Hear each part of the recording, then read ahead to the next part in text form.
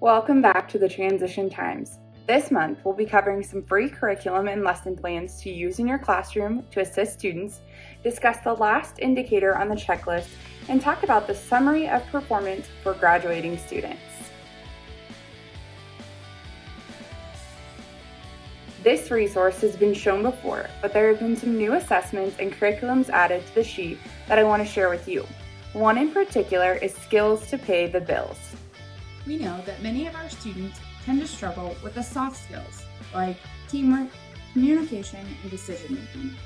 This curriculum addresses those skills through the use of Universal Design for Learning, or UDL, and you can access the curriculum by selecting the direct link in the notes. Be sure to check out some of the new curriculums and lesson plans added to the resource on the website as you begin making plans for next school year. The eighth and final question of the Indicator 13 checklist is about representatives of outside agencies participating in IEP meetings. The question asks, if appropriate, is there evidence that a representative of any participating agency was invited to the IEP team meeting with the prior consent of the parent or student who has reached the age of majority? Let's unpack that question a bit further. The first item is to determine what agencies or services are involved or need to be involved with the student in order for the student to meet their post-secondary goals.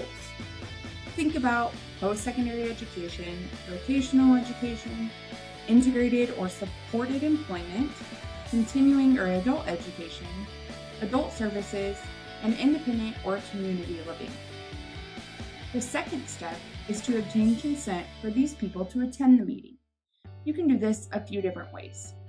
One, you can include the agency on the notice of meeting, or you can complete a separate form available on the SKACD website under Transition Services. The last item to consider is that unless an agency is present at the meeting, it isn't acceptable to indicate that the agency outside of the LEA is responsible for paying for a service provided to the student. Please remember that asking outside agencies to attend IEP meetings should be done well in advance, and these people cannot take the place of a required IEP team member. This month's spotlight is all about the summary of performance and the completion of the document for students exiting or graduating from high school. As graduation month is rapidly approaching, start working on the summary of performance document for your seniors and students exiting due to age. There is a video linked in the notes about how to complete the summary of performance and accompanying documents. You can also find the presentation on how to complete the document in the Transition Services folder on the SKACD website.